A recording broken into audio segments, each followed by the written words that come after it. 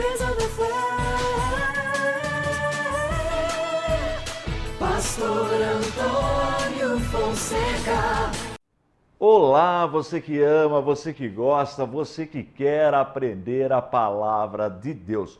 Hoje, mais uma aula de reforço. Gente, vamos trabalhar? Chega de moleza, é hora de aprender e aprender a palavra de Deus. Vou pedir já para a Angélica colocar na tela qual foi o motivo do dilúvio. Está lendo aí o título de hoje, o slide de hoje. Qual foi o motivo do dilúvio? Eu já ensinei aqui. Olha que coisa maravilhosa. Se você ler do capítulo número 1, do 1, até o 6 do livro de Gênesis, você estuda tudo sobre o povo que viveu antes do dilúvio, que nós chamamos período antediluviano. Período antediluviano, tá? Então é o que nós vamos fechar hoje. Tudo que acontece antes do dilúvio. Leia do capítulo 1 até o 6 da Bíblia, do livro de Gênesis. Facinho de ler. Meia horinha você lê tudo, tá? Então vamos para o segundo slide? Para o segundo slide, por favor, Angélica, nossa editora, coloca na tela. A corrupção da humanidade, entendeu? Então qual foi a causa do dilúvio? Decore isso aí, anote no seu caderno. A corrupção da humanidade. A humanidade se corrompeu. Então Deus resolveu exterminar a humanidade. E só 8 pessoas foram salvas. Vamos dominar aqui o nome da... Não tem o nome das 8 pessoas, mas tem o nome de 4. 4 pessoas das 8 nós temos. Infelizmente nós não temos o nome de nenhuma mulher, mas sabemos que foram 4 também. Então vai lá, conta comigo. Noé, a sua esposa, Noé e a sua esposa, e os seus 3 filhos e as respectivas esposas dos seus filhos. Nome dos filhos: Sem, Cã e Jafé. Sem, Cã e Jafé. Decorou? Então, 8 pessoas. Noé e sua esposa, Sem e sua esposa, Cã e sua esposa, Jafé e sua esposa. Só 8 pessoas foram salvas. As demais pessoas morreram afogadas nas águas do dilúvio. Tá bom? Essa é uma doutrina, hein? Nenhuma se salvou, exceto a família de Noé, composta de 8 pessoas. Tá bom? Muito bem. E que texto nós tomamos como base para ver esta corrupção? Ele está em Gênesis, capítulo 6, e versículo 2. Eu vou pedir para a nossa editora colocar na tela, Gênesis, capítulo 6, versículo 22. Diz assim o texto: Viram os filhos de Deus que as filhas dos homens eram formosas e tomaram para si mulheres de todas as que escolheram. Então nós temos uma questão para ser resolvida aí. Assim como nós resolvemos a questão de quem foi a mulher de Caim na aula anterior, nós temos uma questão para resolver nesse versículo. Viram os filhos de Deus. Quem são os filhos de Deus? E depois diz que as filhas dos homens eram formosas. Quem são as filhas dos homens? Então aí nós temos uma questão para resolver, porque, por exemplo, as testemunhas de Jeová ensinam que estes filhos de Deus são anjos que desceram do céu, anjos. Olha só o que elas ensinam. E tiveram relação com aquelas mulheres e elas geraram filhos. Então elas interpretam filhos de Deus como anjos, as testemunhas de Jeová.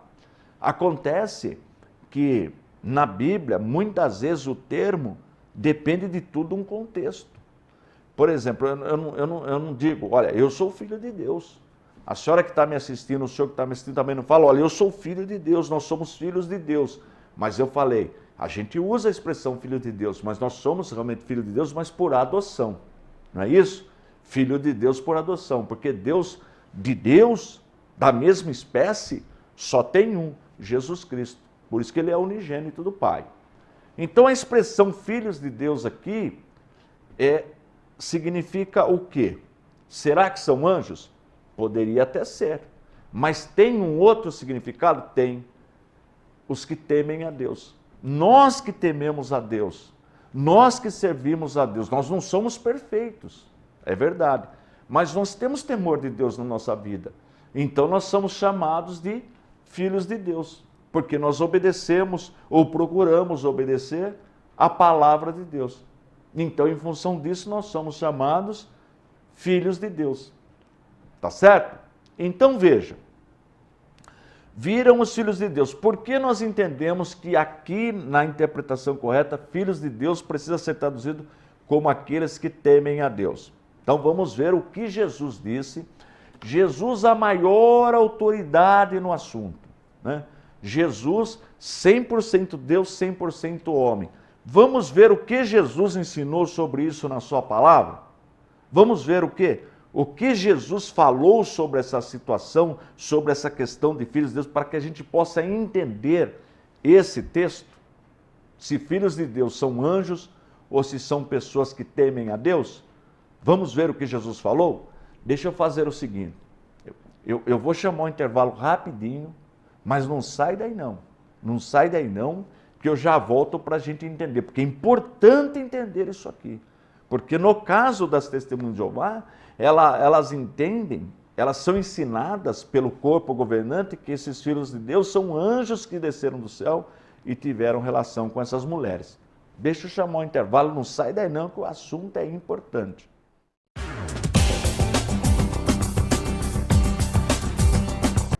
Vamos trabalhar mais um pouquinho? Chega de moleza, é hora de aprender e aprender a palavra de Deus. Nós estamos estudando história dos hebreus. Por que Deus escolheu a nação de Israel? Qual o propósito de Deus? E nós vamos estudar dentro da história. Olha que coisa maravilhosa. E eu parei no bloco anterior falando sobre quem são os filhos de Deus. Então, pode ser anjos? Até pode. Mas vamos ver um contexto para ver por que nós entendemos que não são os anjos? Vamos ver? Então, vou pedir para a Angélica colocar aí o slide na tela, o texto que fala em Mateus 22, Mateus capítulo 22, versos 29 e 30. Mateus 22, versos 29 e 30. Olha só o que Jesus diz.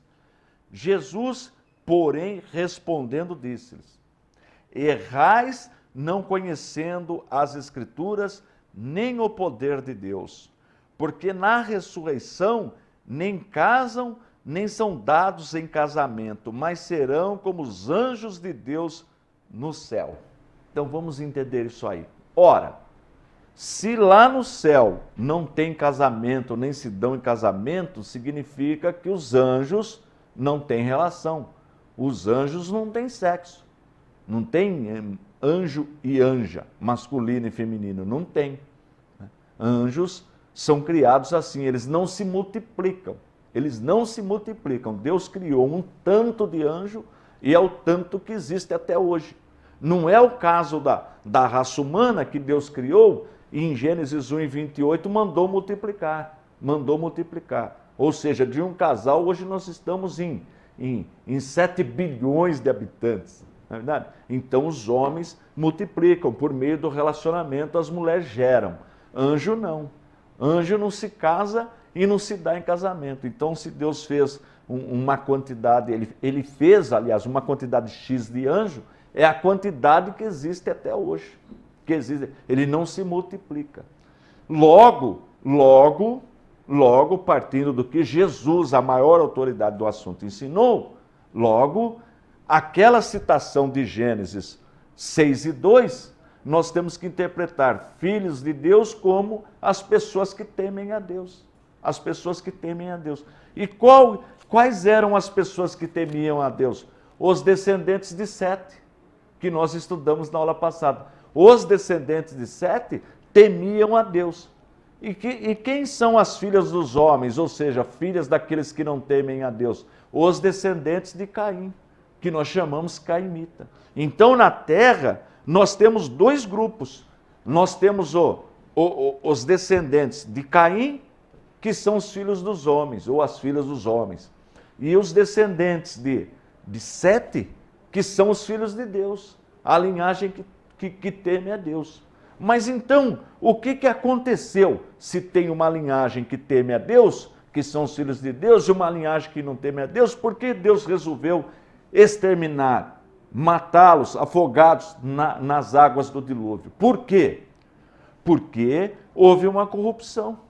Ou seja, os filhos dos que temiam a Deus, a linhagem de Sete, a linhagem piedosa, começou a se relacionar, a se misturar com aquelas mulheres que não temiam a Deus. Tomaram para si de todas as mulheres que escolheram. Então o que aconteceu? Houve uma corrupção. Não tinha mais pessoas temendo a Deus, porque se corromperam com os ensinamentos daqueles que não temiam a Deus, com aquelas mulheres, enfim. E aí, Deus viu que houve uma mistura, que não dava para saber mais quem era filho de Deus e quem não era, porque misturou tudo. Imagina hoje nós temos a noiva de Cristo, a igreja é santa, a igreja foi comprada pelo sangue de Jesus, foi comprada, e Jesus alerta, que como aconteceu nos dias do dilúvio, assim será na vinda dele. Olha o que Jesus também ensina, porque na época de dilúvio, Jesus fala assim, casavam e davam-se em casamento, e não perceberam, até que veio o fim. E Jesus fala a mesma coisa da sua vinda. Fala, olha, da mesma forma vai ser na minha vinda, da mesma forma. As pessoas estão comendo, bebendo, dando em casamento, estão se misturando, se dando em casamento, misturando tudo. É essa a expressão de Jesus. E aí? Mistura quem é filho de Deus, ou seja, os tementes a Deus, se misturarem com aqueles que não temem a Deus, que não têm compromisso com Deus, que vivem na mente humana, o que vai acontecer? Vai se corromper, se corrompe. A vinda de Jesus se dará em função disso.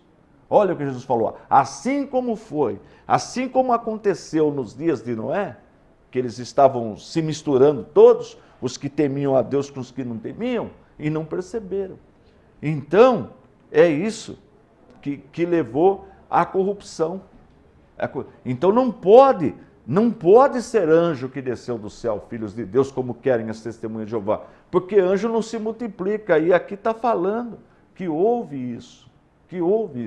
Então, a interpretação correta que nós entendemos, com base no que Jesus ensinou, é que esses filhos de Deus são pessoas tementes a Deus. Agora vamos ver outro texto, Gênesis 6 e 12. Vou pedir para a Angélica colocar na tela, Gênesis 6 e 12. E diz assim, e viu Deus a terra, e eis que estava corrompida, porque toda a carne havia corrompido o seu caminho sobre a terra. Está vendo? Toda a carne havia corrompido. Não fala mais de anjos.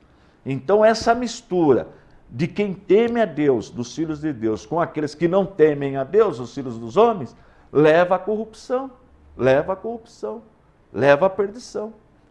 E aí Deus viu que só tinha uma família piedosa. Só Noé temia a Deus e sua família. Só Noé, mais ninguém. Então Deus, o que faz? Resolve terminar com aquela geração que estava corrompida. Não vai ser assim na volta de nosso Senhor e Salvador Jesus Cristo? Por que Jesus vai tirar a igreja da terra, o sal da terra? Não é? Porque assim, o que estava acontecendo nos dias de Noé, Jesus fala, vai acontecer na minha vinda. Porque queriam saber como se dará a sua vinda. Assim como aconteceu nos dias de Noé, que começaram a se misturar, será na minha vinda. Né? Comiam, bebiam, davam-se em casamento, e se envolveram com as coisas mundanas e não perceberam. Não perceberão a volta de nosso Senhor Jesus. Por isso que o crente tem que estar sempre orando e vigiando. Não é isso que a Bíblia ensina? Orai e vigiai, para não ser pego de surpresa. A verdade é para não ser pego de surpresa, porque pode acontecer. Se o crente não vigiar e orar, é um perigo. Então essa é a causa do dilúvio, a corrupção da humanidade, ou seja, a mistura dos que temiam a Deus com os que não temiam a Deus, tá bom?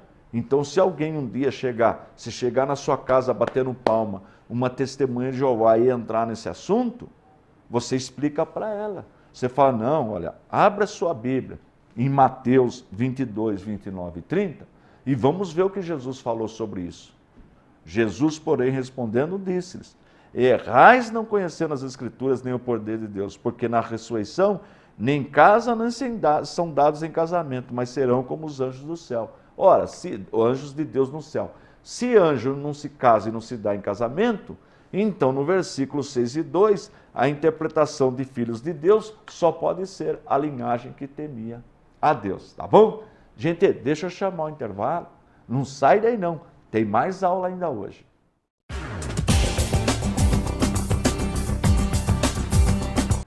Vamos trabalhar mais um pouquinho? Chega de moleza, é hora de aprender e aprender a palavra de Deus. Nós estamos estudando aí o motivo do dilúvio, né? Porque tem um grupo, tem mais de um grupo, mas um grupo que eu sempre vejo falar esse assunto, e até tem alguns livros, tem um livro publicado pelas Testemunhas de Jeová, e eles gostam muito de ilustração, e neste livro tem uma ilustração dos anjos espiando as mulheres tomando banho num lago. Os anjos aí eles se misturam e nascem gigantes. Então a Testemunha de Jeová diz que ali, filhos de Deus, são anjos que desceram do céu, anjos que caíram, que se envolveram, né? Por isso que eu estou ensinando isso, é importante. Você vê que com um único texto a gente consegue mostrar a interpretação correta. Porque, como eu disse, nós também somos chamados na Bíblia de filhos de Deus. Filhos de Deus, nós somos chamados. Mas eu disse, nós somos filhos de Deus porque nós tememos a Deus. Se nós fôssemos filhos da mesma essência de Deus, nós seríamos deuses. Isso não é verdade, Deus só tem um filho. Só tem um da mesma essência, Jesus Cristo, nosso Salvador. Ele é Deus de Deus, ele é unigênito do Pai, gene, do mesmo gene, tá bom? Agora, nós somos filhos de Deus? Somos, por adoção. É isso que o crente precisa entender.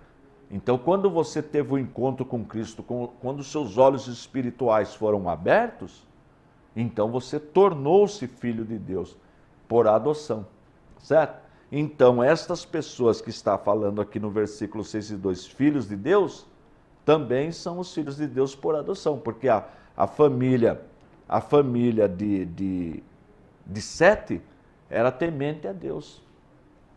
Era uma família temente a Deus. Então pode ler a Bíblia, você vai ver duas linhagens.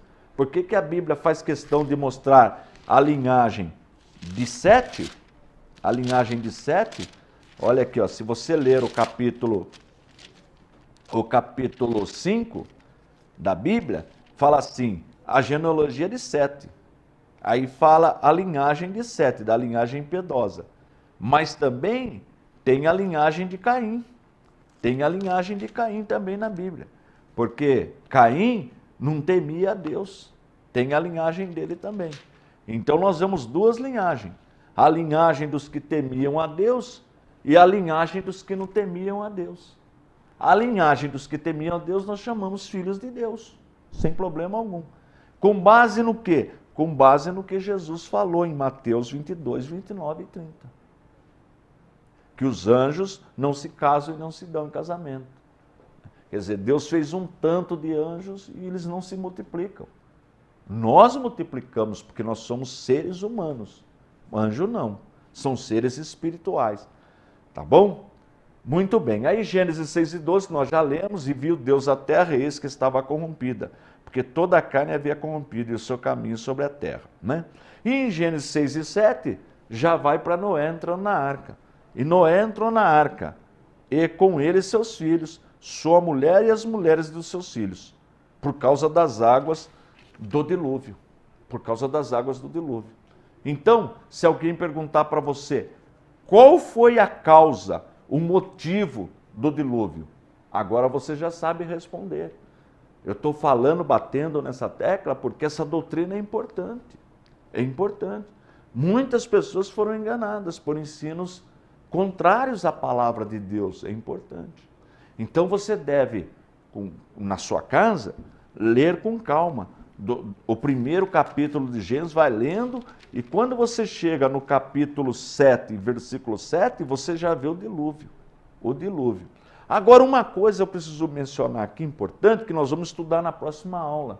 Na próxima aula, nós vamos aprender o surgimento da idolatria. Como a idolatria entrou no mundo. Nós vamos entender. Agora, interessante ressaltar que até o dilúvio, ou seja, quando nós lemos a Bíblia, no primeiro capítulo, e vamos até o 7, quando começa o dilúvio, que eles entram na arca no verso 7 do capítulo 7, nós não vemos idolatria. Olha que coisa importante esse aprendizado. Não tem idolatria. Quer dizer, os antediluvianos, aqueles que viveram antes do dilúvio, eles pecaram. Pecaram, por isso que Deus destruiu. Mas eles não eram idólatras. Nós não encontramos idolatria nesse período. Veja que interessante esse assunto. Não tem. Agora, depois do dilúvio, é que vai surgir a idolatria. Então, na próxima aula, nós vamos aprender como chegou a idolatria. Como a idolatria, adorar imagem de escultura, entrou no mundo. Olha que aula importante a próxima aula. Você não pode perder a próxima aula, porque nós vamos aprender uma coisa que muito crente tem dúvida. Muitos, como será que esse negócio de adorar imagem de escultura entrou no mundo? Porque tem religião que tem imagem de escultura. Tem religião que tem imagem de escultura, você sabe disso, você é inteligente. Porque nós evangélicos, nós não aceitamos em nossas igrejas imagem de escultura. Por quê? Nós vamos aprender na próxima aula. Olha que importante. Mas voltando aqui, olha que gostoso o dever de casa. Dever de casa da matéria História dos Hebreus. Estudar os 6 primeiros capítulos da Bíblia. Que você vai utilizar aí, olha, exagerando para quem lê devagarzinho. Para quem lê bem devagarzinho, exagerando, 1 hora. 1 hora. Como eu só vou dar aula de História dos Hebreus só na próxima semana, se você ler 10 minutos de Bíblia todo dia, quando chegar na próxima aula, você já está no capítulo 7. Olha que moleza, olha que gostoso. Então leia devagar, entenda estes 6 primeiros capítulos da Bíblia. Os 2 pontos polêmicos, vamos chamar assim polêmicos entre aspas, para nós não. Mas tem gente que gosta de fazer polêmica, eu já ensinei. Que o primeiro ponto polêmico é quem foi a mulher de Caim. Se você perdeu, peça o nosso DVD de História dos Hebreus, liga para a gente, peça o DVD que eu ensino. Se você fizer a matrícula do curso, eu dou o DVD de presente para você. Aliás, eu dou 4 DVDs de presente, tá bom? Eu envio para você. Agora, mesmo assim, se você assistiu à aula, você sabe quem foi a mulher que nós já ensinamos. Ou foi uma de suas irmãs ou uma de suas sobrinhas, e expliquei por quê. E o outro assunto polêmico, não por nós, mas para pessoas que querem interpretar diferente o texto, essa a causa do dilúvio. Porque querem dizer que filhos de Deus são anjos que desceram do céu e tiveram relacionamento com essas mulheres, o que para nós é um absurdo, porque Jesus falou em Mateus 22, 29 e 30, que anjo não se casa e não se dá em casamento. Então, 2 problemas resolvidos em 6 capítulos da Bíblia. Para nós não é problema, mas tem gente que cria. Então, leia a Bíblia. Agora, se você tiver aí em sua casa a Bíblia apologética com os apócrifos, que é a Bíblia que eu utilizo aqui, então você vai ver que no rodapé da Bíblia tem explicando cada ponto desse. Cada ponto. Esse é o alvo da Bíblia apologética. Eu não sei se o nosso cameraman consegue dar uma focalizada aqui para mim na Bíblia apologética aqui, olha, para você entender o que eu estou falando. Olha. Você consegue chegar aqui pertinho? Dá para ver alguma letrinha aqui? Não dá quase, né? Está muito pequenininha. Vamos ver se ele consegue. Olha, Esses comentários que estão embaixo do texto, no rodapé, são os comentários que estão na Bíblia Apologética para você estudar. Então, se você puder adquirir e ler o comentário, ou de repente você já chegou aí na sua casa, leia o comentário, que vai ajudar no conhecimento. Esse é o objetivo da nossa Bíblia. Esse é o objetivo, para você crescer, para você poder ensinar. Primeiro, tirar as suas dúvidas. Eu tinha muitas dúvidas também. Quando eu era moço, tinha meus 20 anos, 17, 18 anos, eu tinha dúvidas, mas eu fui estudando e Deus foi abençoando, eu fui tirando. Então, todo crente sempre tem uma dúvida. E para que serve o curso de teologia? Para tirar essas dúvidas. Olha que bênção, tá bom? Muito bem. Então, na próxima aula, nós vamos aprender como surgiu a idolatria, porque até o capítulo 6, ou até o 7, verso 7, quando Noé entrar, nós não vemos idolatria no mundo. A idolatria surge depois do dilúvio, tá bom?